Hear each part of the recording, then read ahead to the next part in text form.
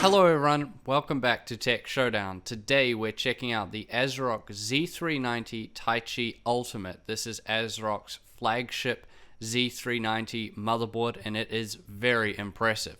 So let's start off with the key features. So of course you're going to be using this with your 9th gen Intel CPUs. You can use it with your 8th gen Intel CPUs also, but it would be pretty overkill for that. I would imagine most people buying this motherboard would be looking to use it with something like the 9900K or maybe the 9700K.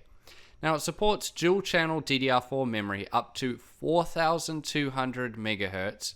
It has built-in dual band 802.11 AC Wi-Fi. I've been using that and it's very good. It also has 10 gigabit Ethernet, so that's always good to see. The RGB lighting, some people might call this lacking as it's only on 3 areas, so it's quite minimal, but you know how I feel about RGB. I'm not a big fan of it, so it doesn't bother me at all.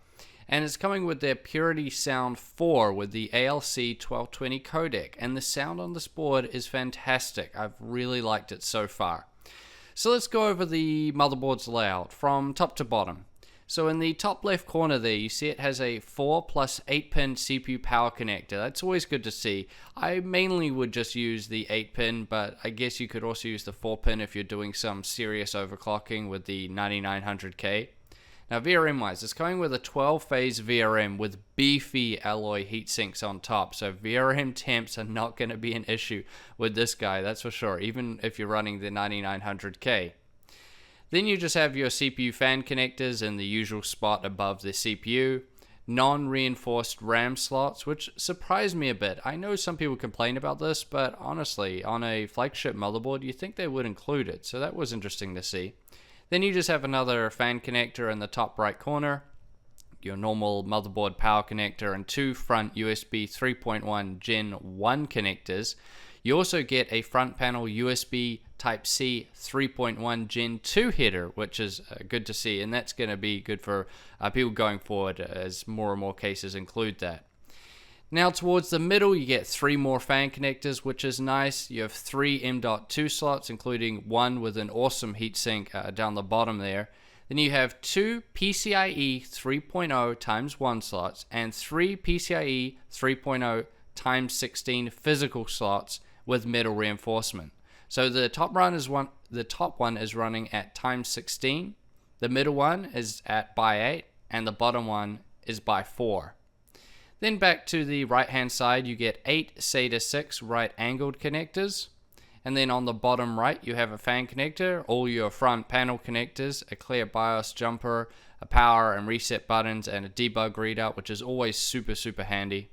Then you have 2 USB 2.0 connectors, a TPM header, another fan header, a Thunderbolt header, 2 RGB headers, an LED header, and your front panel audio header. Now let's move around to the rear I/O then, and we'll work from left to right. So you have your clear CMOS button, the Wi-Fi antenna ports, which the antenna it comes with is fantastic. It's always at 5 bars and it hasn't been an issue for me. A PS2 connector above 2 USB 3.1 Gen 1 ports, DisplayPort 1.2 above an HDMI port, 10 gigabit RJ45 port that we talked about earlier, above 2 more USB 3.1 Gen 1 ports, a standard RJ45 port above 2 USB 3.1 Gen 2 Type A ports, a final RJ45 port, because of course you need 3, above the USB 3.1 Gen 2 Type A and Type C ports, and then of course you have all your audio connectors there. Now let's talk about the BIOS. So it's another fantastic BIOS from Asrock. I've been using their motherboards for a while now, and they always do a good job. Like, it's always within the top 3. It's easy to use, but it's loaded with features. So it doesn't matter if you're someone newer to overclocking or someone who's an expert. It's got everything you need there. Overclocking is very straightforward and easy. I didn't have any issues at all. Updating the BIOS is super simple. Like, anyone could do it. And overall, it's definitely one of the best BIOSes I've ever used. They're very much up there, I would say, with MSI and Gigabyte in terms of having very easy to use but feature rich BIOSes. Which brings us now to the conclusion, and what do I make of the Asrock Z390 Taichi Ultimate?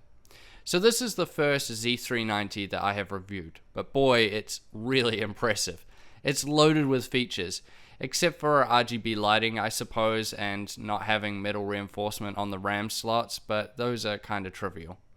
I haven't had any issues with it at all, and I've been using it for over a week now. It's just a great motherboard, and I would highly recommend it to anyone out there that's looking for a premium Z390 motherboard, especially if you're going to be going for the 9900K. But as always, I want to know what you guys think, so let me know in the comment section down below. Please subscribe to Tech Showdown if you haven't already, and as always, I'll see you guys next time.